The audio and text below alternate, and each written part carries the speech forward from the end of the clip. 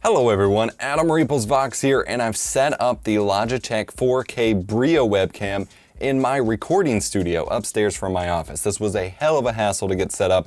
I don't even want to go into it, but I wanted to set up the 4K in as optimum of a recording environment as possible. So that means complete studio lighting in front of me, a plain background with no backlight for it to compensate for behind me, and a fairly straightforward setup here rather than the on desk with a backlight and slightly more awkward lighting and things like that. Now I've done my best to set things up in a manual mode as much as possible, but no matter how, I'll take screenshots here of the settings that I have. The only thing set to auto that I can find are white balance and focus. And white balance was only set that way just because I couldn't get it to set white balance properly. It kept going like super blue. So I left it on auto, but everything else is set to manual as far as I can tell, but it still does some auto adjustments for me.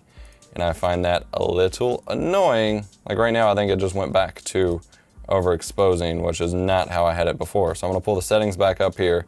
I think it keeps resetting them. If I pull it back up, I'll just leave the settings up. So this is what it looks like. Saturation is set, not max speed, but this is what it looks. And I do have my Panasonic G7 over there, kind of far away, but set to a zoom to record 4K as well. So you can get a kind of comparison between a $700-ish mirrorless camera versus a $200 webcam to see what you're getting at 4K. Now, even with all this lighting, more lighting than anyone's ever gonna use for a webcam setup, especially if you're trying to game stream, we still got that motion blur going. I'll do a kind of a split, even though it's not at the exact same angle between my G7 and the webcam. My hands are still pretty blurry. It's still not a complete fluid 30 FPS, but it is still fairly interesting to see regardless. And from what I can tell of this preview, this is a low resolution monitor, but it looks pretty good. But the colors do change still a little bit. That is that automatic white balance. But if I turn it off, I'm gonna go blue. Let me turn it off, apply. All right, let's see what happens.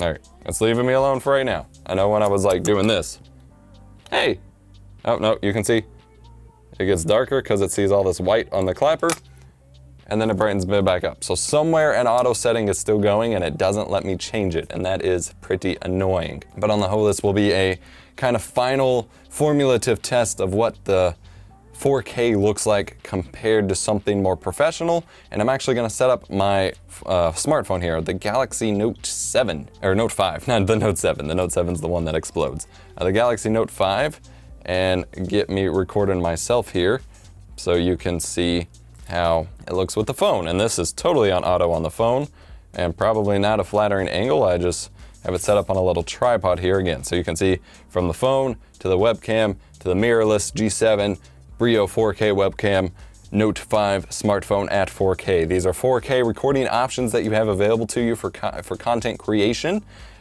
You know, smartphones is a tool that just about everyone has these days, so it's available to you. More expensive camera if you wish to pick it up, and the webcam if you wish to get something like this for your desktop setup. And this is what you're gonna be getting.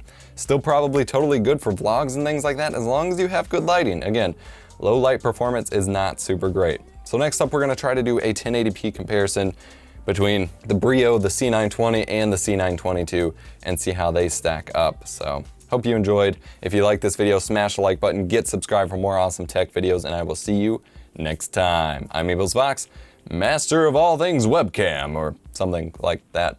Oh, after I closed the software and reopened it, this is what manual white balance looks like as well. I'm blue, da ba dee da ba da da ba dee da ba da da ba dee da ba da. Actually, I do real quick want to see if I can get the white balance right, since it may be in full manual mode now. Let's go ahead and slide this baby. Oh, hello. It's a little orange. Okay, maybe this is full manual mode. I'll leave this up. Nope, it went back to blue.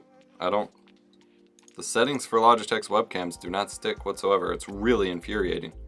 I don't understand. And now it won't let me pull them back up. Properties. There we go.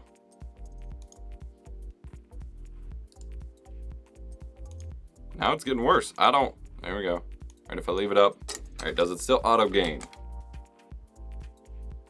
Yes. So white balance, you pretty much have to leave on auto or it just totally freaks out.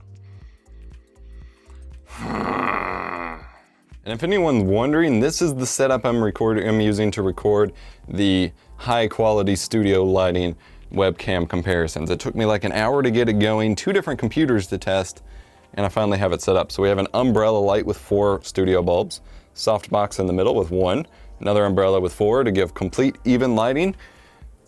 Panasonic G7 set up for the more professional angle of comparison. My phone was set up for that angle as well. Old monitor with all 3 webcams lining the top. Junk here that I was using, my audio recorder, and then my big ass desktop here. All set up to try to get this strange comparison. It's a lot of work.